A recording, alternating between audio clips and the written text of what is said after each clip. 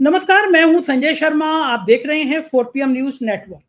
प्रधानमंत्री जी ने 21 से 24 तक 295 करोड़ रुपए अपनी विदेश यात्राओं पे खर्च कर दिए और 2025 में 5 देशों की यात्रा में 67 करोड़ यानी कुल 362 करोड़ रुपए खर्च कर दिए।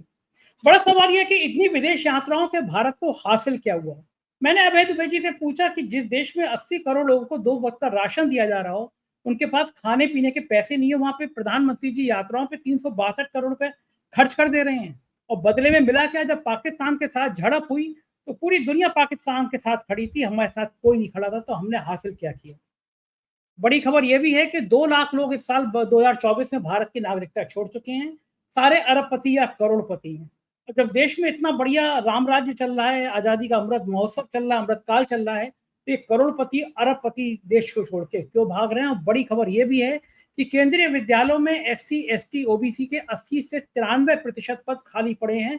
ये देश में उन नेताओं का हाल और सरकार का हाल है जो पिछड़े और दलितों की बात करती है। आज तक चैनल पे खबर चल रही थी कि पाकिस्तान के सेना प्रमुख असीम मुनीर चीन गए, उनकी बड़ी डांट पड़ी। माथा ठोक लिया लोगों ने, देश के लोगों ने, कि पूरा दुनिया जान रही है कि पाकिस्तान के सेना प्रमुख का कितना स्वागत किया गया चीन में। लेकिन आज तक ज्यादा चैनल दर्शकों को मूर्ख बनाने के लिए बता रहा है कि पाकिस्तान के सेना प्रमुख की वहां डांट पड़ी। आप जरा खुद इंटरनेशनल मीडिया उठा के देख लीजिए, सच्चाई पता चल जाएगी। इसीलिए इनको गोदी मीडिया कहा जाता है। ये तमाम बातें अभय दुबे जी से मैंने की हैं, बहुत रोचक बातचीत है। चैनल को सब्सक्राइब और ज्वाइन करिए। चलते हैं सीधे अभय दुबे जी के पास, पूरी बात सुनिएगा, आपको बहुत सारे लॉजिक वाली बातें पता चलेंगी। 4 PM न्यूज नेटवर्क में स्वागत है अभय दुबे जी आपका। संसद में हंगामा चल रहा है, प्रधानमंत्री जी विदेश घूम रहे हैं, लेकिन अब एक और बढ़िया मजेदार सूचना सामने आई है। वो सूचना ये है कि 2021 से 2024 तक मोदी जी की यात्राओं में 295 करोड़ रुपए खर्च हुए हैं। 2025 में 5 देशों की यात्राओं में 67 करोड़ यानी कुल 362 करोड़ रुपया प्रधानमंत्री जी ने यात्राओं पे खर्च कर दिया है। ये तब है जब अमित शाह जी ने कहा था कि प्रधानमंत्री जाते हैं तो वो एयरपोर्ट पर ही नहा लेते हैं, वहीं फ्रेश होके वहीं तैयार हो जाते हैं, कहीं जाते नहीं हैं। तो ये खर्चा कहाँ हो गया, किसने ले लिया खर्चा? ये पत्रकारों को भी नहीं ले जाते, खर्चा बचा दिया। बहुत बहुत गोदी मीडिया के लोग कह रहे हैं कि पहले पत्रकार इससे नाराज रहते हैं कि पहले पत्रकारों को ले जाते थे। बात ठीक है, पहले प्रधानमंत्री जी ले जाते थे, लेकिन लौटते समय या जाते समय प्रधानमंत्री जी उसी जहाज में प्रेस कॉन्फ्रेंस करते थे। और मुझे याद है कि मनमोहन सिंह जी से इतने तीखे तीखे सवाल पूछते थे पत्रकार कि कोई अभी मोदी जी होते तो शायद जहाज बीच में उतरवा कर और वो पत्रकारों को उतार देते। जैसे एक बार आपको याद होगा, शायद विजय त्रिवेदी को हेलीकॉप्टर में ले गए थे और उन्होंने बीच में कोई सवाल पूछ लिया तो हेलीकॉप्टर लैंड कराए और वहां पे उतार दिया कि तुम जाओ, अपने जिस चीज से जाना जाओ। तो मनमोहन सिंह से इतने तीखे तीखे सवाल भी पूछते थे वो पत्रकार, लेकिन अब नहीं जाते। अब एनआई की टीम चली जाती है, वो जो रटी रटाई बात होती है वो बता देती है। लेकिन फिर ये 362 करोड़ रुपए खर्च कहाँ हो गए? 80 करोड़ लोगों को 2 वक्त का राशन दिया जाता है, लोगों के पास खाने पीने के पैसे नहीं है। हमारे प्रधानमंत्री जी 362 करोड़ रुपए यात्राओं पे खर्च कर चुके हैं और बदले में मिला क्या कि जब पाकिस्तान के साथ झड़प हुई तो एक भी देश हमारे साथ खड़ा नहीं था। इन यात्राओं की उपलब्धि रही। संजय जी, ये आंकड़ा तो 2021 का 21 से है ना? 2021 से पहले का है। हाँ, 2021। 2021 मेरी हाँ, जानकारी में 2021 प्रधानमंत्री 2014 से, नरेंद्र मोदी 2014 से प्रधानमंत्री हैं। तो जिन्होंने ये इंक्वायरी डाली थी, और तो उनको, मेरा मानना यह है कि उनको इंक्वायरी 2014 से डालनी चाहिए थी। अच्छा, इसके बाद एक इंक्वायरी तो इस बात की डालनी चाहिए थी कि प्रधानमंत्री की 214 से अभी तक की विदेश यात्राओं में कितना रुपया खर्च हुआ है। एक इंक्वायरी तो ये डालनी चाहिए थी, और दूसरी इंक्वायरी ये डालनी चाहिए थी कि इन प्रधानमंत्री की विदेश यात्राओं की क्या क्या उपलब्धि हुई है, इन्हें संक्षेप में बताइए। आरटीआई। हाँ, दूसरी ये डालनी चाहिए थी। अगर ये दोनों इंक्वायरीज डाल दी जाती, जाहिर है कोई जरूरी नहीं है सरकार उनका जवाब देती। सरकार का मन होता तो जवाब देती, नहीं मन होता तो नहीं जवाब देती। जवाब देती भी तो उसमें थोड़ा काफी कतरव्योत कर देती। लेकिन जब ये चर्चा सामने आती कि ये 2 आरटीआई डाली गई हैं और सरकार की तरफ से उनका पूरा जवाब दिया जा रहा है या आधा अधूरा जवाब दिया जा रहा है, उसके बाद एक बहस शुरू हो जाती, चर्चा शुरू हो जाती। पहली चर्चा तो इस बात की होती कि एक गरीब देश जहां पर 80 करोड़ लोगों को मुफ्त अनाज देना पड़ रहा है, वहां का प्रधानमंत्री विदेश यात्राओं पर इतना रुपया खर्च क्यों करता है। और वो किस चीज में रुपए खर्च होते हैं। पहली चर्चा इस बात की होती। दूसरी चर्चा इस बात की होती कि आखिरकार इतना रुपया खर्च करने के बावजूद विदेश नीति के मोर्चे पर हमें क्या हासिल हुआ। प्रधानमंत्री जहां जहां गए, क्या वहां उन देशों से भारत के संबंध अच्छे बने रहे, भारत के वाणिज्यिक संबंध कैसे रहे। अब जैसे प्रधानमंत्री अभी ब्रिटेन गए, ब्रिटेन में जाके उन्होंने फ्री ट्रेड एग्रीमेंट के ऊपर ब्रिटिश सरकार ने उन्होंने दस्तखत किए। तो ये इस बात का प्रमाण है कि प्रधानमंत्री का ब्रिटेन जाना जो है वो एक तरह से उसका एक परिणाम निकलता हुआ दिखाई पड़ता है। उस परिणाम की समीक्षा हम कर सकते हैं कि भाई कहां ब्रिटेन ने अपने दरवाजे भारतीय चीजों के लिए खोले और कहां भारत ने उस एग्रीमेंट के तहत ब्रिटिश चीजों के लिए अपने दरवाजे खोले। तो ये सब समीक्षा होगी, चर्चा होगी, ये तो होता ही है। कुछ वो हटते हैं अपनी जगह से, कुछ आप अपनी जगह से हटते हैं और इस तरीके से दोनों में व्यापारिक लेन-देन होता है। लेकिन ब्रिटेन के साथ जो कामयाबी हासिल हुई है, इस तरह की कामयाबी कितने देशों के साथ नरेंद्र मोदी की हासिल हुई। उससे दरअसल हासिल क्या हुआ? देखिए, जो नरेंद्र मोदी के चाटुकार समीक्षक हैं, जो अपने आप को विदेश नीति का विशेषज्ञ बोलते हैं या उन्हें इस रूप में पेश किया जाता है, वो तो ये लिखते हैं प्रधानमंत्री का मैराथन फॉरेन पॉलिसी टूर। उनका कहना ये होता है। मेरा तो मानना ये है कि भले ही इसकी आरटीआई ने डाली गई हो, लेकिन ये हम सब लोगों की जिम्मेदारी बनती है कि प्रधानमंत्री के प्रत्येक विदेशी दौरे की में हुई उपलब्धियों का एक तखमीना लगाएं और उसको पूरे देश के सामने पेश किया जाए। हम सब लोग जनता के सामने पेश करें ताकि ये पता चले कि वास्तव में प्रधानमंत्री ने इतनी विदेश यात्राएं की, उसका कुल मिलाकर विशुद्ध परिणाम क्या हुआ, आर्थिक दृष्टि से उसका परिणाम क्या हुआ, अंतर्राष्ट्रीय संबंधों के लिहाज से उनका परिणाम क्या हुआ। मैं ये मानता हूं कि इस वक्त भारतीय अर्थव्यवस्था जिन संकटों का सामना कर रही है, उसमें अंतर्राष्ट्रीय वाणिज्य नीति है, उसकी आधी अधूरी सफलता भी उसकी जिम्मेदार है और विदेश नीति की संपूर्ण विफलता उसकी जिम्मेदार है। बिल्कुल ठीक कह रहे हैं कि पता चलना चाहिए देश को, भाई छोटी-मोटी रकम नहीं है कि बहुत बड़ी रकम है, उस रकम में क्या-क्या हुआ ये पता चलना चाहिए। एक और अहम सूचना मिली है, शायद मनोज कुमार झा जी ने पूछी देश में, कि देश के केंद्रीय विद्यालयों में ओबीसी, एससी, एसटी के 80% से लेकर 93% तक पद खाली हैं। ये एक बहुत गंभीर सूचना है। राहुल गांधी हमेशा कहते रहते हैं कि जो देश की नीतियां बनाते हैं, उन बड़े अफसरों में से कहीं दलित नजर नहीं आते, कहीं ओबीसी नजर नहीं आते। और अब तो ये सूचना शायद संसद में दी गई है कि केंद्रीय विद्यालयों में ओबीसी, एससी, एसटी के 80% से 93% तक पद खाली पड़े हुए हैं। कहाँ है पिछड़े और दलितों की बात करने वाले नेता? 93% पद खाली हैं। अभय जी, कितनी शॉकिंग खबर है। कहाँ दलितों के पिछड़ों की बात कर रहे हैं और कहाँ ये हालात है देश में कि 93% पद खाली पड़े हुए हैं सी एस टी ओबीसी के।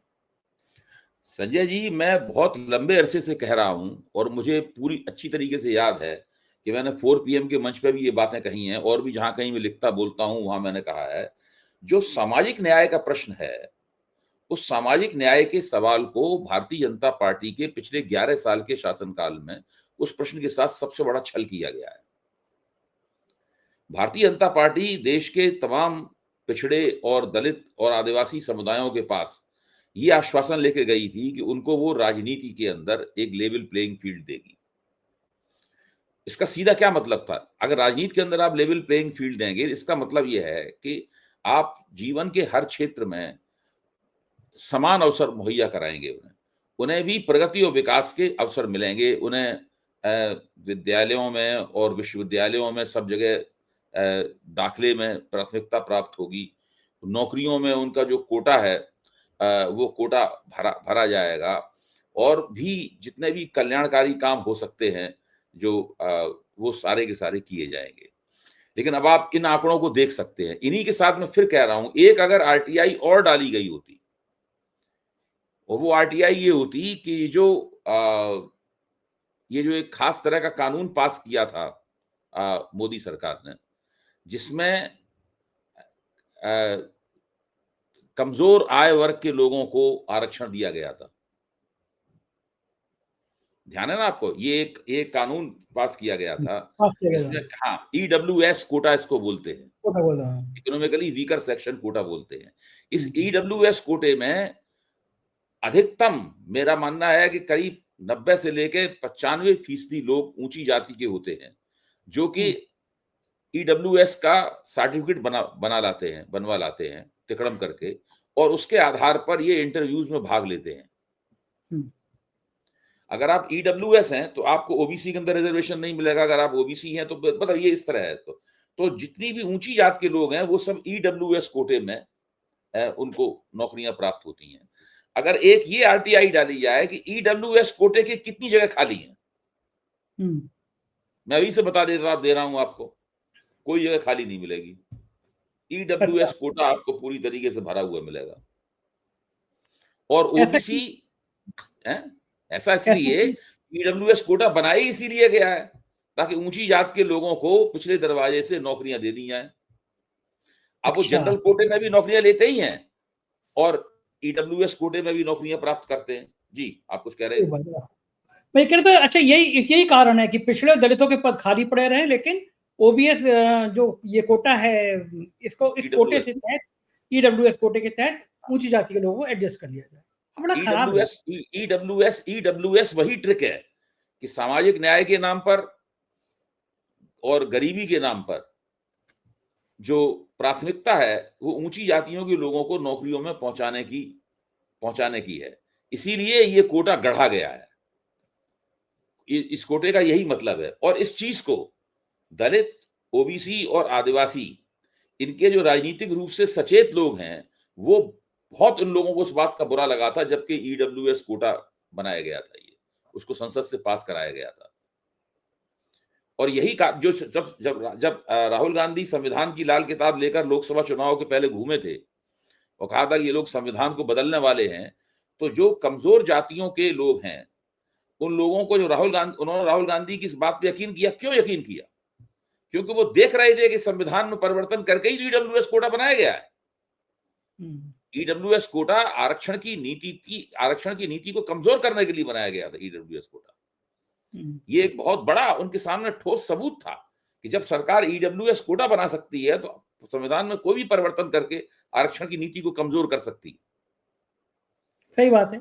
और यही परिणाम देख रहे हैं। 80% से परिणाम देखने को मिल रहा है। इसमें एक और बात मैं कहूंगा, वो भी कहनी जरूरी है कि जो पार्टियां अपने आप को कमजोर जातियों की का प्रतिनिधि मानती हैं, जैसे कि हमारी समाजवादी पार्टी है, बहुजन समाज पार्टी है, या इस तरह की जो भी पार्टियां हैं, चाहे राजवर्गीय पार्टी हो, चाहे निषाद की पार्टी हो, कोई भी पार्टी हो, या मान लीजिए राष्ट्रीय जनता दल हो या नीतीश कुमार की पार्टी हो, ये पार्टियां भी बहुत लंबे अरसे तक सत्ता में रही हैं, आज भी सत्ता में है बहुत सी पार्टियां। नीतीश कुमार की पार्टी आज भी सत्ता में है, ओम प्रकाश राजभर भी सत्ता में है, निषाद पार्टी भी उत्तर प्रदेश की सत्ता में है, उपेंद्र कुशवाहा की पार्टी सत्ता में है, जीतन राम मांझी की पार्टी सत्ता में है।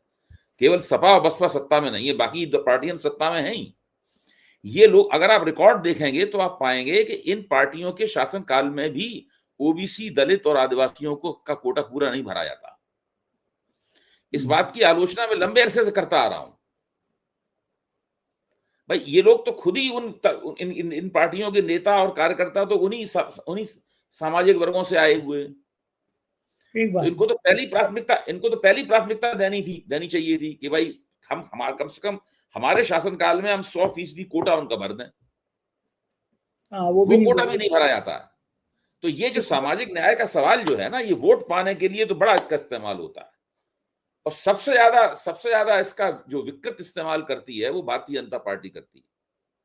बिल्कुल ठीक है। तो दिख ही रहा है सामने की इतनी बड़ी संख्या में पद खाली पड़े हैं। अभय जी, मैं आज तक चैनल देख रहा था, अपने आप को सबसे तेज देश का सबसे बड़ा चैनल कहता है, और आज मुझे बड़ा शर्म आई चैनल को देख के। कुछ भी फर्जी कहानी बोलते हैं।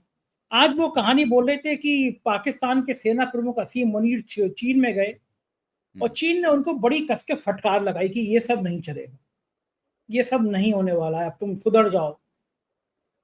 उधर बयान कुछ और आ रहे हैं, हकीकत कुछ और है। जिस तरह से असीम मुनीर का चीन स्वागत कर रहा है, आज तक पूरा दिखा रहा है कि वो पाकिस्तान में इतने चीनी मर गए, इसलिए नाराज है। अगर नाराज होते तो वो हमारे संग झड़प हुई थी तो चीन पाकिस्तान के संग खुल के आता। आधे घंटे का प्रोग्राम ये दिखाने की कोशिश कर रहे थे कि असीम मुनीर गए उनको वहां फटकारा। मतलब ये अच्छा हुआ कि ये नहीं कहा उन्होंने कि ट्रंप ने भी उनको फटकारा था। क्यों ऐसी फर्जी खबरें दिखाता है ये देखिए, चैनल?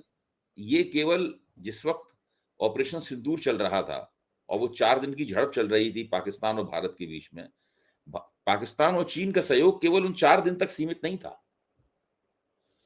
जो लोग ये मानते हैं कि पाकिस्तान, दरअसल पिछले कई वर्षों से चीन पाकिस्तान का प्रमुख हथियारों का प्रमुख सप्लायर बना हुआ है। इस वक्त पाकिस्तानी आर्मी के पास जितने भी हथियार हैं और विमान है, एयर डिफेंस सिस्टम, ये तमाम चीजें हैं, ये तमाम चीजें पाकिस्तान को चीन से प्राप्त हुई हैं। पाकिस्तान की कुल हथियारों की आपूर्ति का 80% चीन दे रहा है। एक जमाना था जबकि ज्यादातर सामान अमेरिका से आता था। अभी भी अमेरिका से पाकिस्तान को काफी सामान मिलता है, ऐसी बात नहीं है, लेकिन अब प्रमुख सप्लायर जो है वो चीन है पाकिस्तान का। दूसरी एक और बात है, पाकिस्तान को हथियार क्योंकि चीन जानता है कि जो इस्लामिक विश्व है वो किसी न किसी रूप में किसी न किसी युद्ध में फंसा रहता है, हमेशा आपस में ही लड़ते रहते हैं, कुछ न कुछ इजराइल से लड़ाई होती रहती है।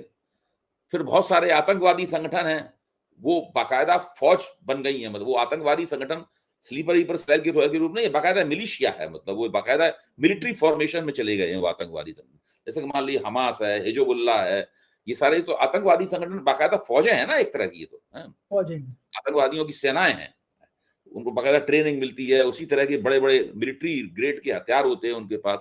तो मुस्लिम देशों को हथियारों की बहुत आवश्यकता रहती है हमेशा, और चीन ये मानता है कि ये मुस्लिम देश जो हैं वो हथियारों का बहुत बड़ा बाजार है, और पाकिस्तान शोकेस है उसके लिए।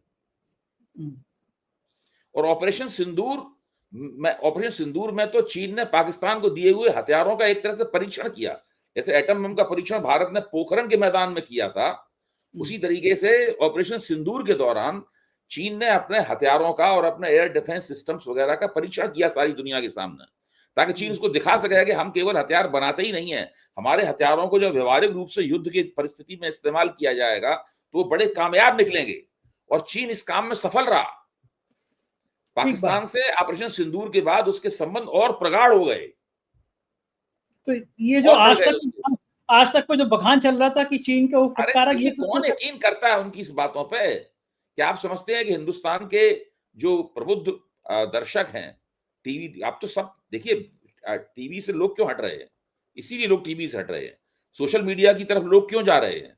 इसीलिए लोग जा रहे हैं। अगर टीवी के प्रति वही आकर्षण होता जो कि पहले होता, तो आज अभी सोशल मीडिया का प्लेटफॉर्म न चला पा रहे होते।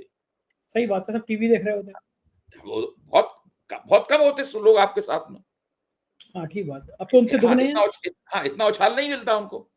अब देखिए लगातार सोशल मीडिया पे प्लेटफॉर्म की संख्या बढ़ती जा रही है, सारे लोग चल रहे हैं, कोई ज्यादा चल रहा है, कोई कम चल रहा है, तो ये सब चलता रहता है। लेकिन सबसे ज्यादा नुकसान जिस सोशल मीडिया के आने से हुआ है वो हुआ है इनको गोदी मीडिया के इलेक्ट्रॉनिक चैनलों को नुकसान हुआ। इसीलिए नुकसान हुआ है कि इस प्रकार की झूठी सच्ची खबरें दिखाते रहते हैं, झूठा नैरेटिव बनाते हैं। अब कौन इस पे यकीन करेगा? सब लोग जानते हैं कि चीन और पाकिस्तान दरअसल एशिया की, पूरी साउथ एशिया की जो राजनीति है उसमें जितने प्रगाढ़ संबंध उनके हैं उतने और किसी भी दो देशों के आपको नहीं मिलेंगे। बिल्कुल ठीक बात है। उधर एक बड़ी खबर यह भी आ रही है कि जिस समय बिहार के एसआई सर को लेकर सब हंगामा चल रहा है, हाउस चल रहा है, उस समय कैग ने बताया, एक रिपोर्ट दी है कि बिहार में 71,000 करोड़ का हिसाब ही नहीं मिल रहा है। 71,000 करोड़ बिहार के गायब है कैग के हिसाब से। एक टाइम में कैग की विनोद राय की रिपोर्ट आई थी, पूरी कांग्रेस सरकार पे बीजेपी तो बिल्कुल पिल गई थी, बिल्कुल इस तरह। अब बिहार में बीजेपी के समर्थन से सरकार चल रही है फिलहाल, तो 71,000 करोड़ बीजेपी सरकार में है। बीजेपी सरकार में है। अभी से नहीं है बीजेपी, पिछले 20 साल से बीजेपी सरकार में है। 3 साल की अवधि को छोड़ दिया जाए तो। हाँ, 71,000 करोड़ रुपए साहब गायब है। कोई हिसाब किताब देगा? हिसाब किताब नहीं, हिसाब किताब विपक्ष को मांगना चाहिए। तेजस्वी यादव को ये सवाल उठाना चाहिए कि भाई 71,000 करोड़ रुपए कहाँ हैं? क्या बिहार से 71,000 करोड़ रुपए उड़कर अनिल अंबानी के पास चले गए? मतलब कहाँ चले गए 71,000 करोड़ रुपए? या भारतीय जनता पार्टी के खजाने में चले गए, या एनडीए का कोई कोष है उसके अंदर चले गए हैं? कहाँ गए हैं? या बिहार में तमाम मंत्रियों ने, विधायकों ने और अफसरों ने मिलकर उनको खा लिया है? कुछ ना कुछ तो उसका हिसाब किताब आना चाहिए ना। 71,000 करोड़ रुपए का घोटाला तो बहुत बड़ा घोटाला है। बिल्कुल ठीक बात है। उधर जो है एक इम्पोर्टेंट खबर ये भी है कि 2024 में 2 लाख भारतीयों ने देश की नागरिकता, भारत की नागरिकता छोड़ दी। इस समय देश में बड़ी खुशहाली की बातें की जा रही हैं कि देश बड़ा खुशहाल हो गया, देश बड़ा अच्छा चल रहा है। उस समय 2 लाख भारतीयों ने नागरिकता छोड़ दी और ये सब पैसे वाले हैं, अधिकांश गरीब नहीं छोड़ के गया। करोड़पति और अरबपतियों ने टाटा बाय बाय कर दिया। गरीब क्यों नागरिकता छोड़ेगा? और गरीब को नागरिकता देगा कौन? तो जो भारतीय भारत की नागरिकता छोड़ता है, वो तो दूसरे देशों में जाकर नागरिकताओं को खरीदता है। उसमें भी उसके बड़े पैमाने पर पैसे खर्च होते हैं। करोड़ों रुपए में नागरिकता खरीदी जाती है। भगोड़े भी सारी नागरिकता वहां खरीदते हैं, जितने भी यहाँ से भगोड़े गए हैं। अभी तो एक किसी ने शायद जयराम रमेश ने एक व्यंग किया था कि जब ब्रिटेन से भारत ने एफटीए किया, फ्री ट्रेड एग्रीमेंट किया, तो उन्होंने कहा एक और एग्रीमेंट करना चाहिए था। तो उन्होंने कहा कि जो लोग क्या उसके लिए बड़ा अच्छा शब्द का इस्तेमाल किया था उन्होंने, मतलब जो भगोड़ों की वापसी का एग्रीमेंट भी होना चाहिए था। हाँ, ब्रिटेन से विजय माल्या, नीरव मोदी सब मस्ती कर रहे हैं, ये सब भी ब्रिटेन से होना चाहिए था। तो ये लोग तो नागरिकता का मामला ये है, और केवल जो भारत का अमीर आदमी है, ये एक बहुत बड़ी प्रवृत्ति पैदा हो गई है, जिसकी ऊपर काफी अच्छी चर्चा भी हुई है, एनालिसिस वगैरह भी हुआ है। बड़े पैमाने पर जिन लोगों के पास पैसा है वो लोग भारत छोड़ के जा रहे हैं, क्योंकि उनको लगता है कि भारत में न तो व्यापार, ease of doing the business है उनके लिए, न ही टैक्सेस वगैरह में कोई उस हिसाब से रियायत मिल रही है, और न ही वो ईडी और इनकी सबकी कार्रवाई से भी परेशान है। यहाँ के जो पॉलिटिशियन हैं, जो नेता हैं, खासतौर से भारतीय जनता पार्टी की सरकारें वगैरह जो हैं, वो काफी एक्सटॉर्शन के बोर्ड में रहती हैं, वसूलियाबी के बोर्ड में रहती हैं लोगों से। इसलिए जो अमीर आदमी है वो धीरे धीरे सब भारत छोड़ के जा रहा है। ये दरअसल व्यक्तियों का पलायन नहीं है, ये साथ में पूंजी का पलायन भी है। बिल्कुल ठीक बात है। ऐसे बड़े बड़े लोग छोड़ के जाएंगे तो पूंजी का भी पलायन होगा, क्योंकि दूसरे देश में जाएंगे। वही रहा एक इसका हिसाब किताब भी एक लगा है, मुझे ध्यान नहीं है अभी हिसाब किताब, इसका एक तखमीना भी लगा है कि कितने अरब रुपए की पूंजी भारत चली गई है। लोगों ने यहाँ अपना बिजनेस या तो बंद कर दिया है या उस पर ध्यान देना कम कर दिया है, और वहां जाके सेटअप बना लिया है अपना। बिल्कुल ठीक बात है अभय जी। और मेरे एक मित्र हैं एक राज्य में, बहुत बड़े बिल्डर हैं, वो 1000-2000 करोड़ की कंपनी होगी, भारतीय जनता पार्टी के समर्थक हैं। मैं पिछले दिनों दुबई में था, तो मैंने मेरा ट्विटर देखकर तो उन्होंने मेरे संपर्क किया, दुबई आए हुए थे। बताया उन्हें कि हम तो पिछले 50 सालों से हमारा पूरा खानदान बीजेपी का समर्थक है, लेकिन साहब बीजेपी के लोग, ये विधायक और मंत्री, हम पार्टी के, तब भी हमसे टोल टैक्स की तरह टैक्स लेने लगे कि कई 2 लाख दो, 5 लाख दो। तो हम अपना पूरा बिजनेस अब दुबई में सेटल करने जा रहे हैं। दुबई में बाकायदा उन्होंने ऑफिस भी खोल लिया। तो इसका मतलब ये है कि आप जो कह रहे हैं वो बिल्कुल सही बात है कि पूंजी का भी निवेश बाहर हो रहा है। नहीं, बहुत है लोग, मैं भी बहुत से लोगों को जानता हूँ, बहुत बड़े पैमाने पे हैं। मीडिया में भी हैं इस तरह के लोग। नहीं देखिए, केवल हम और आप मीडिया के हैं। अब हम उनके नाम यहाँ क्यों गिनाएं उन लोगों के, हम सब लोग जानते हैं उसको। मीडिया में भी इस तरह के लोग हैं, बहुत लोग हैं। हाँ, मेरे तो पिछली बार लोग हैं, फिल्म इंडस्ट्री में बहुत लोग हैं, जिनके पास पैसा है वो सब अपना विदेशों में अपना एक पैरेलल, या तो पैरेलल सेटअप बना रहे हैं या भारत से सेटअप उखाड़ के विदेशों में ले जा रहे हैं। ये प्रवृत्ति पिछले 5-7 साल से लगातार चल रही है। खतरनाक है। ज्यादा पुरानी नहीं है प्रवृत्ति, है 5-7 साल पुरानी। 5 साल में सब इंडिया छोड़ डाला। बहुत शुक्रिया अभय जी, आपने मुझे इतना समय दिया, बातचीत की। Thank you sir. ये थे अभय दुबे जी। पूरी बात आपने सुनी, आपको अच्छी लगी हो तो प्लीज चैनल को सब्सक्राइब और ज्वाइन करके कमेंट करिएगा। आपका इंतजार रहेगा। शुक्रिया, थैंक यू।